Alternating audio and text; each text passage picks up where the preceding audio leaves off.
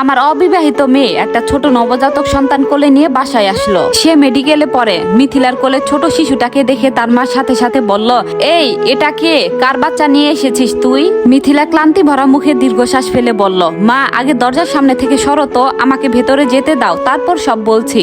মা বিস্ময় আর আশঙ্কায় সরে দাঁড়ালো। মিথিলা ভেতরে ঢোকার সাথে সাথে ওর বাবা, ভাই আর ভাবিও ছুটে আসলো। সবার চোখে একরাশ প্রশ্ন আর অবিশ্বাস। তারাও ঠিক একই প্রশ্ন তুলে ধরলো মিথিলার দিকে। মিথিলা আর কোনো কথা না বাড়িয়ে সোজা দাঁড়িয়ে বলল, চুপ করো তো তোমরা, এটা আমার মেয়ে। ওর কথাটা শোনা মাত্র ঘরের সবাই যেন ভেবাচাকা খেয়ে গেল। এক মুহূর্তে পুরো ড্রয়িং রুমে এক থমথমে নীরবতা নেমে আসলো। মা রাগে আর আতঙ্কে প্রায় চেঁচিয়ে উঠল, ওই তুই কি পাগল হয়েছিস? এটা তোর সন্তান মানে? ঠিক করে বল, এটা কার সন্তান নিয়ে এসেছিস? মিথিলা তখন শান্ত কণ্ঠে বলল, আমি ওকে মেডিকেল থেকে নিয়ে এসেছি। এই ছোট পরীটাকে ওর জন্মদাতা বাবা মা ফেলে রেখে পালিয়ে গেছে। শুনেছি এর আগেও নাকি তাদের 4টা মেয়ে সন্তান আছে, তাই একে ফেলে রেখে চলে গেছে। হাসপাতাল থেকে বের হওয়ার সময় আমি আমার বান্ধবীদের সাথে পরামর্শ করে ওকে নিয়ে এসেছি। বাইরে জানাজানি হলে ও কোনো এতিমখানায় বড় হতো, সারা জীবন কষ্ট পেত। মিথিলার কথা শেষ হওয়ার আগে এক অলৌকিক কাণ্ড ঘটে গেল। ঘরের এক কোণে নিথর হয়ে দাঁড়িয়ে থাকা ভাবি মেহজাবিন হুট করে এগিয়ে এসে মিথিলার কোল থেকে এক প্রকার জড়িয়ে ধরে বাচ্চাটিকে নিজের কোলে তুলে নিল। পরম মমতায় এক অদ্ভুত স্পর্শে শিশুটিকে বুকের সাথে জড়িয়ে ধরে আদর করতে লাগলো সে। মিথিলা কথা বলা থামিয়ে অবাক হয়ে ভাবির দিকে তাকিয়ে রইল। আজ দীর্ঘ 7টা বছর পার হয়ে গেছে ভাইয়া আর ভাবির বিয়ের, অথচ কোল জুড়ে কোনো সন্তানের হাসি মুখ ফুটে ওঠেনি। কত ডাক্তার, কত চিকিৎসা, কত রাজ্যে ভাবি নীরবে চোখের পানি ফেলেছে, তার কোনো হিসাব নেই। সন্তানের হাহাকার ভাবির পুরো অস্তিত্ব জুড়ে একটা দীর্ঘস্থায়ী ক্ষত তৈরি করে রেখেছিল। ভাবি ড্রয়িং রুমে কারোর দিকে ফিরেও তাকালো না। থমকে থাকা পুরো পরিবারকে পেছনে ফেলে বাচ্চাটিকে বুকে জড়িয়ে সোজা নিজের রুমের দিকে হেঁটে গেল। মিথিলা ও বাবা মায়ের বিস্ময় মাখা চাহনি এড়িয়ে নীরবে ভাবির পেছন পেছন সেই রুমে গিয়ে ঢুকলো। রুমে ঢুকে বিছানার পাশে বসে ভাবি শিশুটিকে মুখে গালে চুমু খেতে লাগলো। ভাবির দু চোখ বেয়ে তখন প্লাবনের মতো অশ্রু গড়িয়ে পড়ছে। সেই অশ্রুতে ছিল বছরের পর বছর জমে থাকা কষ্ট আর এক অচেনা আনন্দের মিশ্রণ। ভাবি এক অদ্ভুত বেকুলতা নিয়ে মিথিলার দিকে তাকিয়ে কেঁপে ওঠা কণ্ঠে বলল, মিথিলা এটা আমার বাচ্চা তাই না? দেখ তো, দেখতে একদম আমার মতো হয়েছে না? মিথিলা কিছু বলল না, শুধু হৃদয়স্পর্শী একটা সুন্দর হাসি উপহার দিল ভাবিকে। চোখের শান্ত ইশারায় বুঝিয়ে দিল, হ্যাঁ ভাবি, এটা অন্য কারো নয়, এটা শুধুই তোমার সন্তান আর তোমার হারিয়ে পাওয়া এক ছোট্ট পরী। অদ্ভুত ব্যাপার, এতক্ষণ ক্ষুধার জন্য কান্না করা শিশুটিও মেহজাবিনের উত্তপ্ত ও উষ্ণ বুকে মাথা রেখে পরম নিশ্চিন্তে থিতু হলো, যেন জন্মের পর থেকে সে এই বুকের গন্ধটাই খুঁজে বেড়াচ্ছিল। মুহূর্তের মধ্যে এক স্বর্গীয় শান্তিতে ঘুমিয়ে পড়ল সে। কিন্তু এই আবেগময় দৃশ্যের ঠিক পাশে ড্রয়িং রুমে দাঁড়িয়ে থাকা মিথিলার ভাই আর বাবা ব্যাপারটা কোনোভাবেই মেনে নিতে পারছিলেন না।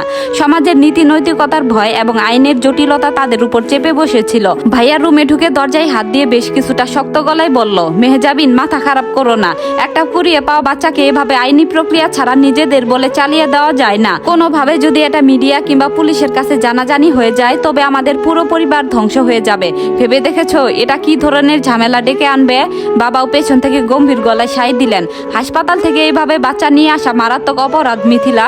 কাল সকালে যদি এর সত্যতা বাইরে প্রকাশ পায় তাহলে তোর মেডিকেলের কেরিয়ার শেষ আর আমাদের মান সম্মানও ধুলায় মিশে যাবে। ভাবি কিন্তু কারোর দিকে তাকালো না। সে শক্ত হাতে বাচ্চাটিকে বুক চেপে ধরে রাখলো। তার চোখ দুটোতে তখন সন্তানের জন্য যে কোনো বাধাকে ঘুরিয়ে দেওয়ার মতো এক হিংস্র ও পবিত্র জেদ স্পষ্ট ভেসে উঠেছে। ভাইয়া আর বাবার কথাগুলো ঘরের বাতাসে ভারী হয়ে ঝুলে রইল, কিন্তু ভাবি কারোর দিকে এক পলক তাকালো না। ভাইয়ার দিকে মুখ না তুলে একদম শক্ত গলায় বলল, সমাজ আর মান সম্মানের ভয় দেখাও না তো আমাকে। 7টা বছর ধরে যখন আমি সন্তানের জন্য তিলে তিলে মরেছি, এই সমাজ কি এসে আমার বুকটা ঠান্ডা করে দিয়েছিল? আজ যখন আল্লাহ আমার খালি কোলটা ভরিয়ে দেওয়ার একটা পথ করে দিলেন তখন তোমরা আইনের ভয় দেখাচ্ছ। ভাইয়া বেশ খানিকটা সামনে এগিয়ে এসে ভাবির হাতটা ধরার চেষ্টা করলো আর বলল, আহা মেহজাবিন, তুমি আবেগের মাথায় কথা বলছো, বিষয়টাকে বাস্তবতা দিয়ে বোঝো। এটা কোনো পুতুল খেলা না। মিথিলা মেডিকেল থেকে একটা বাচ্চা হুট করে তুলে নিয়ে চলে আসলো আর আমরা তাকে ঘরে তুলে নিলাম। ব্যাপারটা এত সহজ? ভাবি এবার সোজা হয়ে ভাইয়ার চোখের দিকে তাকিয়ে বলল, সহজ না হলে আমি সহজ করে নেব আরিফ। ভাবির চোখ দুটো ততক্ষণে লাল হয়ে গেছে, কিন্তু তাতে কোনো আর কান্নার চিহ্ন নেই। সেখানে জমেছে এক অদ্ভুত জেদ। ভাবি বলল, প্রয়োজন হলে আমি এই বাচ্চাটাকে নিয়ে ঘর ছেড়ে চলে যাব, কিন্তু ওকে আমি কোনো এতিমখানায় পাঠাতে দেব না। ও আমার মেয়ে, ব্যাস। বাবার মুখটা রাগে আর চিন্তায় আরো কালো হয়ে গেল। তিনি দরজার কাছে এসে বেশ কড়া গলায় বললেন, মিথিলা তুই মেডিকেলে পড়িস, তোর তো এতটুকু আক্কেল হওয়ার উচিত ছিল। একটা বাচ্চা পরিত্যক্ত পেয়েছিস বলে সেটাকে এভাবে লুকিয়ে বাসায় নিয়ে চলে আসবি? কালকে যদি বাচ্চাটার আসল মা বাবা ফিরে এসে পুলিশের কাছে কেস করে, যদি বলে তুই বাচ্চা চুরি করেছিস, তখন তোর কেরিয়ারের কি হবে? আমাদের এই সমাজের মুখ দেখানোর জায়গা থাকবে? এতক্ষণ চুপ করে থাকা মিথিলা এবার ধীর পায়ে এগিয়ে আসলো। সে বাবার সামনে এসে খুব শান্তভাবে বলল, বাবা তোমরা যতটা জটিল ভাবছো বিষয়টা ততটাও জটিল না। বাচ্চাটার মা বাবা স্বেচ্ছায় ফেলে রেখে গেছে যাতে তাদের আর না খোঁজা হয়। ওদের আগের 4টাও মেয়ে হয়েছে বলেই ওরা এই ফুটফুটে শিশুটাকে ডাস্টবিনের মতো জায়গায় ফেলে গেছে। আমি একা কোনো সিদ্ধান্ত নেইনি, আমাদের ওয়ার্ডের সিনিয়র নার্স আর ম্যাডামের সাথে কথা বলে ওকে আমি সাময়িকভাবে নিয়ে এসেছি। আরিফ ভাইয়া এবার কপালে হাত দিয়ে একটা দীর্ঘশ্বাস ফেললো আর বলল, কিন্তু মিথিলা এভাবে তো আইনি অভিভাবক হওয়া যায় না। লিগেল প্রসেস ছাড়া তোদের ম্যাডাম তোকে বাচ্চা দিয়ে দিল আর তুই নিয়ে চলে আসলি, এ কেমন কথা? মিথিলা স্পষ্ট গলায় বলল, ম্যাডাম কাল সকালে আমাদের হাসপাতালে ডেকেছেন। বাচ্চাটার কোনো ওয়ারিশ নেই, হাসপাতালে থাকলে ও প্রপার কেয়ার পেত না, শেষমেশ চাইল্ড কেয়ার বা কোনো এতিমখানায় যেত। ম্যাডাম নিজে বলেছেন আমরা যদি লিগেলি দত্তক বা লিগেল গার্ডিয়ানশিপের জন্য কোর্টে অ্যাপ্লাই করি তবে হাসপাতাল কর্তৃপক্ষ আর চাইল্ড প্রোটেকশন টিম আমাদের সাহায্য করবে। আমি জানতাম ভাবির খালি কোলে এই বাচ্চাটা এলে একটা নতুন জীবন পাবে, তাই এত বড় ঝুঁকিটা আমি নিয়েছি। মিথিলার কথাগুলো শোনার পর ঘরে থমথমে ভাবটা যেন একটু হালকা হলো, তবে বাবার মুখের চিন্তার ভাসটা পুরোটা মিটল না। তিনি ভাবির দিকে তাকিয়ে ধীর স্বরে বললেন, মেহেজাবিন মা তুমি তো বুঝতেই পারছো আমরা কেউ তোমার কষ্টটা না বুঝে বলছি না, কিন্তু সবকিছু আইনের নিয়মে হতে হবে। কাল যদি আইনি ঝামেলা শুরু হয়। ভাবি কোল থেকে বাচ্চাটার মুখটা আলতো করে ঢেকে দিয়ে বুক ফুলিয়ে বলল, আইনের সব নিয়ম আমি মানবো বাবা, কোর্টে যেতে হলে কোর্টে যাব, ডাক্তারদের পায়ে পড়তে হলে পড়বো, যত টাকা লাগে যত ঝামেলা পোহাতে হয় আমি একাই সামলাবো, কিন্তু এই মেয়ে আমার, ওকে আমি আর কারো হাতে তুলে দেব না। মা, যিনি এতক্ষণ দরজার বাইরে থেকে চোখ মুছছিলেন, ধীরে ধীরে ঘরে ঢুকলেন। তিনি সোজা ভাবির পাশে গিয়ে বিছানায় বসলেন। এক হাতে মেহেজাবিনের মাথাটা নিজের বুকের সাথে জড়িয়ে ধরে অন্য হাতে বাচ্চাটির গালে হাত রাখলেন। মা গলার আওয়াজ নরম করে বললেন, আরিফ তোর বাবার ভয়টাও মিথ্যা না, আবার মেহেজাবিনের এই আকুতিটাও তো মিথ্যা না রে। 7টা বছর ধরে এই মেয়েটার চোখের পানি আমি দেখেছি। আল্লাহ যখন একটা পথ বের করে দিয়েছেন তোর আর অমঙ্গল চিন্তা করিস না। কাল সকালে তোরা মেডিকেলে যা, ডাক্তার আর আইনজীবীর সাথে কথা বলে যা যা আইনি কাগজ লাগে সব ব্যবস্থা কর। বাবার মুখ থেকে একটা দীর্ঘশ্বাস বের হয়ে এলো। তিনি আরিফের দিকে তাকিয়ে বললেন, তুই কাল সকালে আমাদের পরিচিত অ্যাডভোকেট শফিক সাহেবের কাছে যাবি, কিভাবে আইনি ঝামেলা ছাড়া বাচ্চাটাকে আমরা লিগেলি অ্যাডপ্ট করতে পারি সেই রাস্তা বের কর। আরিফ ভাই আর কোনো তর্ক করলো না, সে নত মুখে ভাবির পাশে বসলো। পরম মমতায় বাচ্চাটির কপালে হাত রেখে ভাবির দিকে তাকিয়ে এক অদ্ভুত স্বস্তির হাসি দিল। কিন্তু মিথিলা তখনও জানতো না কাল সকালে হাসপাতালে পা রাখার পর কোন নতুন ঝড় তাদের জন্য অপেক্ষা করছে। পরদিন সকালে মেঘের মেঘলা আকাশটা খানিকটা পরিষ্কার হয়ে গেল। আরিফ ভাইয়া আর ভাবি একসাথে মেডিকেলে পৌঁছানোর পর শফিক উকিলের উপস্থিতিতে খুব সুন্দরভাবেই হাসপাতালের সমস্ত প্রাথমিক আইনি কাগজপত্র প্রস্তুত করা হলো। হাসপাতালের ডিন ও দায়িত্বরত ম্যাডাম মিথিলার পরিবারের স্বচ্ছতা আর ভাবির আকুলতা দেখে চাইল্ড প্রোটেকশন টিমকে রাজি করিয়ে ফেললেন। আদালতের মাধ্যমে স্থায়ী দত্তকের চূড়ান্ত আবেদনের একটা নোটিশ করিয়ে সাময়িকভাবে বাচ্চাটিকে মেহেজাবিনের কোলেই দেওয়া হলো। হাসপাতাল থেকে ফেরার সময় ভাবির মুখটা যেন চাঁদের মতো জ্বলছিল।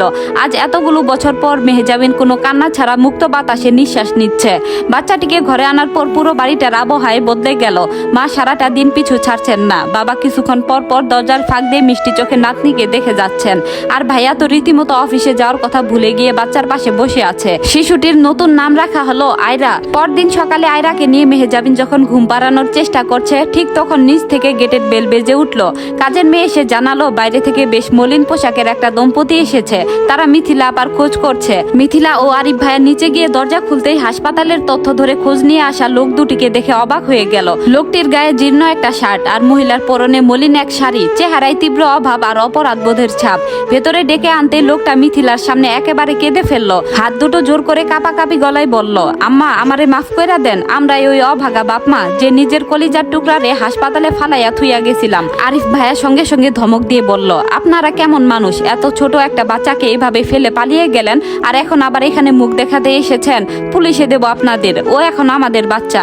মহিলাটি তখন হাউমাউ করে কেঁদে উঠে পা জড়িয়ে ধরার মতো করে বসে পড়ল আর বলল, স্যার আমাদের কোনো উপায় ছিল না স্যার, ঘরে আগের 4-4টা মায়া, একদিন খাইলে 2 দিন উপাস থাকা লাগে। ছোট মায়াটার মুখে একটু দুধ তুলে দেওয়ার মতো সামর্থ্য আমগো নাই, ভেবেছিলাম হাসপাতালের সামনে ফেলে গেলে কোনো বড় লোক এসে নিয়ে মানুষ করবে। লোকটি চোখ মুছতে মুছতে নিজের অসহায়ত্ব আর অভাবের কথা বলতে লাগলো। 4টা ছোট ছোট বাচ্চা ঘরে না খেয়ে দিন কাটাচ্ছে, ঋণের দায়ে ভিটেমাটি ছাড়ার অবস্থা। তারা আয়রাকে ফেরত নিতে আসেনি, এসেছিল শুধু শেষবারের মতো একটু দেখতে আর নিজেদের অভাবের করুণ চিত্র তুলে ধরে যদি কিছু সাহায্য মেলে সেই আশায়।